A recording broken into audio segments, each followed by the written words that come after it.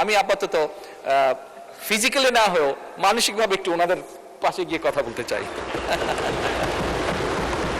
সরকার এমন একটা রাজস্ব ইকোসিস্টেম গড়ে তুলতে চায় যেখানে করদাতাগণ কর প্রদান করে উন্নয়নে অংশীদার হবেন এবং প্রাউড ফিল করবেন, গর্ববোধ করবেন। আমরা পর্যায়ক্রমিকভাবে সেরকম একটা সিস্টেম তৈরি করতে চাই, স্বচ্ছ এবং আধুনিক করতে চাই এই কর ব্যবস্থাকে।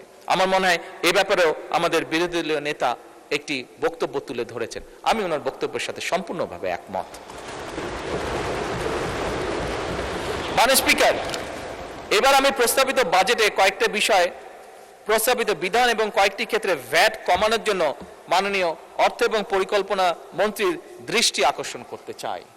এবার আমি সম্ভবত, খুব সম্ভব, নর্মালি এই দাবিটা বিরোধী দল থেকে হয়ে থাকে, আমি আপাতত ফিজিক্যালি না হয়েও মানসিকভাবে একটু ওনাদের পাশে গিয়ে কথা বলতে চাই।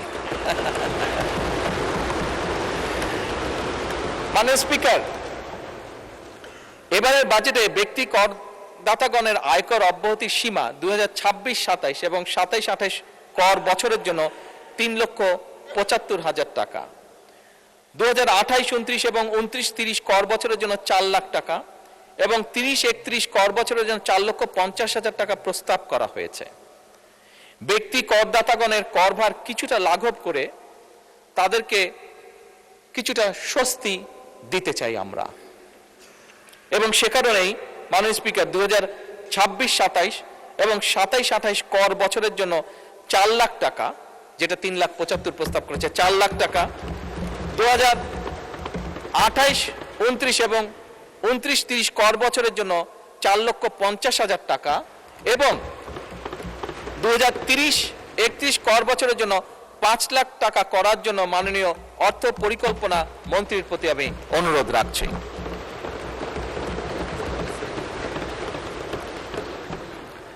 মাননীয় স্পিকার, প্রস্তাবিত বাজেটে স্বপ্রণোদিত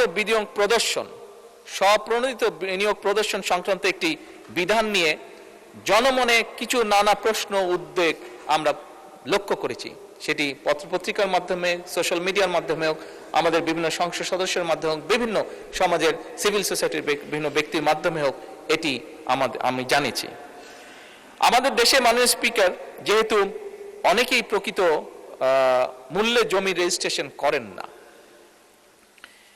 মৌজা মূল্যে জমি রেজিস্টার করে থাকেন সাধারণত, তাই অনেক সময় অনেক করদাতা প্রকৃত ক্রয় মূল্য না দেখানোর জন্য প্রায়শই একটা ঝামেলার সম্মুখীন হতে হয়, প্রায়শই ঝামেলার সম্মুখীন হয়ে থাকেন বহু মানুষ।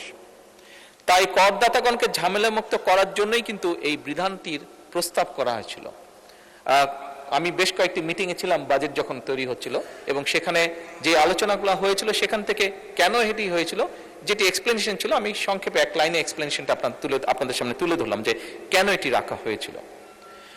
আনফরচুনেটলি কেউ কেউ এটিকে কালো টাকা সাদা করার সুযোগ এইভাবে মনে করছেন, অনেকের এক্সপ্লেনেশন হচ্ছে এটা বোধহয় এরকম।